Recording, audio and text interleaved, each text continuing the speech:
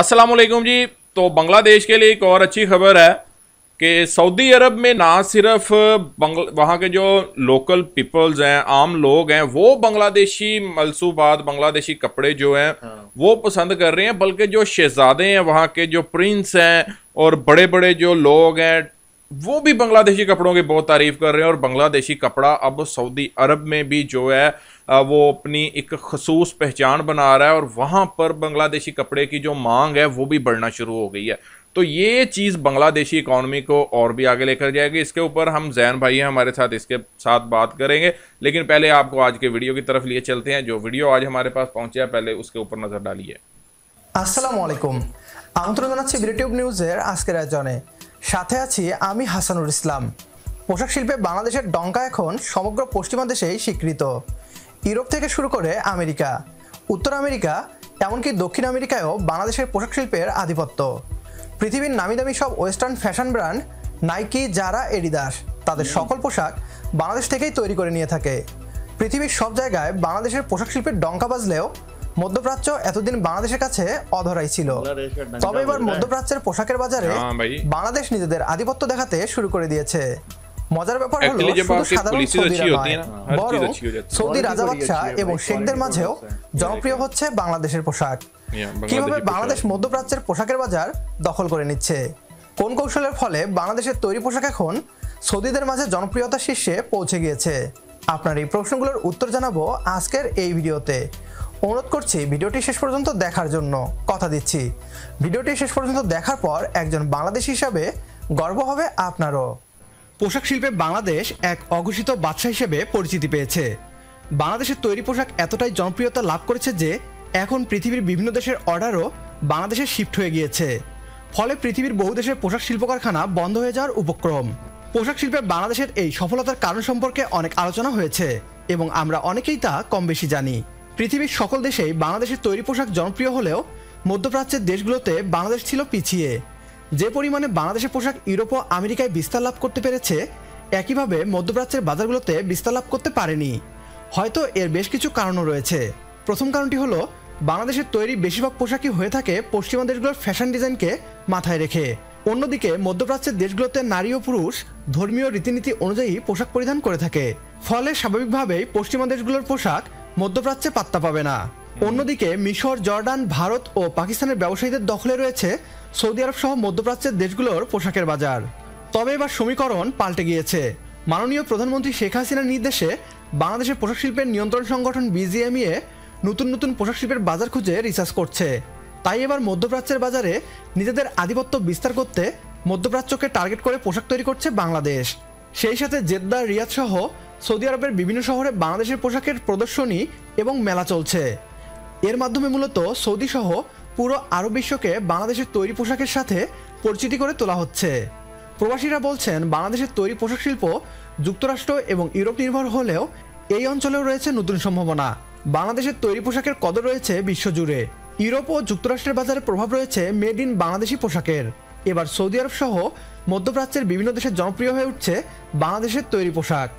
রাজধানী রিয়াদ সহ সৌদি আরবের বিভিন্ন শহরের শপিং মলে শোভা পাচ্ছে বাংলাদেশি পোশাক।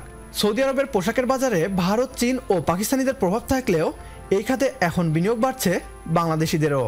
সৌদি আরবের শপিং মলগুলোতে বাংলাদেশের পোশাক শোভা পাচ্ছে প্রাথমিক ডিসপ্লেতে। এছাড়াও প্রবাসী বিভিন্ন বাংলাদেশিরা এখন সৌদি আরবে মেড ইন বাংলাদেশি পোশাকের দোকানও খুলে বসেছেন। এতদিন ব্যক্তি মালিকানাধীন পোশাকের দোকান ও বিপণী বিতানে ভারত ও পাকিস্তানি ব্যবসায়ীদের আধিপত্য থাকলেও এবার মাঠে নেমেছে বাংলাদেশিরাও। শুধু সাধারণ সৌদিদের পোশাকই নয়, সৌদি রাজাবাদশাহ এবং শেখদের অভিজাত পোশাক বিস্তও তৈরি হচ্ছে বাংলাদেশেই। প্রায় 3 লক্ষ টাকা দামের সুতা দিয়ে বোনা হয় আরব শেখদের অভিজাত পোশাক বিস্ত। 2022 সালের ফিফা বিশ্বকাপে চ্যাম্পিয়ন দল আর্জেন্টিনার অধিনায়ক লিওনেল মেসিকে এমনই একটি কালো পোশাক বিস্ত পরিয়ে দেন কাতারের আমির। এরপর বিশ্বজুড়ে আলাপ শুরু হয় এই পোশাক নিয়ে। বাংলাদেশের বগুড়ায় একজন উদ্যোক্তা তৈরি করেছেন বিলাসবহুল এই পোশাক। ভবিষ্যতে ইনশাআল্লাহ এই পোশাক আরও ব্যাপকভাবে উৎপাদন করা হবে। পশ্চিমা বিশ্বের সেলিব্রিটি থেকে শুরু করে খেলোয়াড় এবং হলিউডের অ্যাক্টরসদের মন তো অনেক আগেই জয় করেছে বাংলাদেশের পোশাক। এবার সৌদি সাধারণ মানুষ, রাজা বাদশাহ এবং শেখদের মন জয় করার পালা। যে দ্রুতগতিতে বাংলাদেশ মধ্যপ্রাচ্যের বাজারে প্রবেশ করে আলোড়ন সৃষ্টি করেছে তা দেখে তো বলাই যায় মধ্যপ্রাচ্যেও বাংলাদেশের পোশাকের ডঙ্কা খুব শীঘ্রই বাজতে চলেছে। এ নিয়ে আপনার গুরুত্বপূর্ণ মতামত কমেন্ট বক্সে জানিয়ে দিন আমাদের। সেই সাথে ভিডিও শেয়ার করে দেখার সুযোগ করে দিন আপনার বন্ধুদের, কেননা আপনার একটি শেয়ারে। चलें जी, क्या सोच रहे हैं आप इस वीडियो के बारे में? आपने की मॉर्निंग को कमेंट कीजिएगा। और बांग्लादेशी पोशाक का डंका बज रहा है अब सऊदी अरब में भी बज रहा है, और यूरोप में भी कह रहे हैं कि जैसे कि यूरोप का जैसे ठंडा माहौल होता है ना, तो उस हिसाब से वहाँ पे जो है ये स्वेटर्स, जर्सी वगैरह जैसे जारा है और गुच्ची है, और इनका कहते हैं वो उन्होंने काम खत्म कर दिया है। अब जो है बांग्लादेश का डंका बज रहा है। एक्चुअली जैन भाई, अगर हम ब्रांड्स की बात करें, जारा हो गया जैसे आपने बात की है, नाइकी, ये वो सारे जितने भी ब्रांड्स हैं, मोस्टली जो है ना, ये अपनी प्रोडक्ट्स जो है वो बांग्लादेश से तैयार करवाते हैं। एक तो इनको लेबर बहुत कम पड़ती है, और बेशक इनके ऊपर आप किसी भी बड़े ब्रांड का ना, मोस्टली ब्रांड्स का आप उठाकर देख लीजिएगा, उसके ऊपर मेड इन ब्रांड जो है, मेड इन जो है ना बांग्लादेश की जो स्टैंप कहीं ना कहीं आपको वो उसकी स्टैंप जो है वो मिल जाती है। जस्ट ब्रांडिंग जो होते हैं ना वो अपनी करवाते हैं, बाकी जो है वो ज्यादातर बांग्लादेश में होते हैं, क्योंकि बांग्लादेश जो है ना कपड़े की एक्सपोर्ट का जो है वो मेरा ख्याल दूसरे नंबर पर है, सेकंड लार्जेस्ट, दूसरा बड़ा एक्सपोर्टर है चाइना के बाद, जो है कपड़े फर्स्ट पे चाइना है, सेकंड पे जो है बांग्लादेश आ रहा है, बाकी जर्मनी वगैरह तीसरे चौथे नंबर पे थे। बहुत बड़ी बात है बांग्लादेश के लिए, और ऊपर से भाई अब सऊदीया के जो शहजादे हैं, अच्छा, वो भी इसको लाइक कर रहे हैं। बिल्कुल, मैं इसी के ऊपर आने लगा था, आपसे यही बात करने लगा हूँ कि कितना इम्पोर्टेंट होगा जिस तरीके से डंका जो है बजना शुरू हो गया बांग्लादेशी क्लॉथ्स का। और मार्केट्स में सऊदीया की जो मार्केट्स हैं वहाँ पर भी शॉप्स जो है मेड इन बांग्लादेशी प्रोडक्ट्स की ओपन अब शुरू हो गई हैं। तो बांग्लादेशी इकॉनमी को, बांग्लादेशी जो मनुष्य जो लोग हैं वहाँ के, उनको इससे कितना फ़ायदा होने वाला है? ये इस चीज़ से बहुत ज़्यादा फ़ायदा होगा, क्योंकि देखें सबसे पहले तो ये बांग्लादेश की अपनी कंट्री में इसका ये फ़ायदा होगा कि लेबर जो है वो बढ़ेगी। ज़ाहिर सी बात है, डिमांड आएगी तो लेबर बढ़ेगी, और जब लेबर बढ़ती है तो ज़ाहिर सी बात है जो वहाँ पे नेशनल लोग होते हैं उनको जॉब की अपॉर्चुनिटी बढ़ती है उनके लिए, और गवर्नमेंट को इस चीज़ का रेवेन्यू होता है। हम इस मामले में, हमारा जो देश है पाकिस्तान की अगर हम बात करें, कॉटन प्रोड्यूस करने वाला टॉप 10 कंट्री में आता है, बिल्कुल आता है। 10 जो बड़े कॉटन प्रोड्यूसर कंट्री हैं उनमें पाकिस्तान भी शामिल है। फिर क्या वजह होगी है कि यार, और बांग्लादेश में जो है वो कॉटन प्रोड्यूस नहीं होती, वो टोटल हो जो रुई है वो बाय करते हैं, ठीक है, इंपोर्ट करते हैं दूसरे कंट्री से, और फिर उसको रेडी वहाँ पर गारमेंट्स जो है वो तैयार किए जाते हैं, फिर उनकी एक्सपोर्ट की जाती है। पाकिस्तान को क्या हो गया कि एक टेक्सटाइल में हमारा नाम हुआ करता था। अगर हम फैसलाबाद की बात करें तो टेक्सटाइल इंडस्ट्रीज़, मैं कहता हूँ कि दुनिया की बेहतरीन इंडस्ट्रियों में से फैसलाबाद में जो है वो वहाँ पर मौजूद हैं। तो क्या अचानक क्या हम दोबारा बांग्लादेश की तरह, बांग्लादेश ने तो तरक्की की है, बांग्लादेश तो आगे निकल रहा है, क्या हम में वो पोटेंशियल नहीं है, हमारे पास वो पॉलिसीज़ नहीं है, हमारे पास वो हुक्मरान नहीं है, हमारे पास क्या चीज की वो कमी है कि जो बांग्लादेश कर रहा है और हम नहीं कर सकते? एक बात आपको ये कहना चाहूंगा, हम बांग्लादेश को फॉलो कर रहे हैं, लेकिन हम उस बांग्लादेश को फॉलो कर रहे हैं जो 1970 के फौरन बाद जो बांग्लादेश के हालात है ना, हम उस चीज को फॉलो कर रहे हैं। बांग्लादेश ने फॉलो किया है अपनी मेहनत के दम पर दूसरे ममालिक को। इस वक्त बांग्लादेश बहुत ज्यादा स्टेबल हो चुके हैं, उनके पास अपॉर्चुनिटीज जो है ना वो ढूंढ रही हैं बांग्लादेश को। एग्जैक्टली यही बात है, हम हैं अपॉर्चुनिटियों को ढूंढ रहे हैं, और हमारे पास कोई अपॉर्चुनिटी नहीं आ रही। क्यों? क्योंकि हम IMF के अभी तक जो है ना वो जाल में ऐसे पंजे उसने गाड़ दिए हमारे ऊपर। हमारे पास गंदम है, कपास है, हर चीज है, लेकिन हम किसी चीज को यूटिलाइज नहीं कर सकते अपने मुल्क में। हम इवन के उनको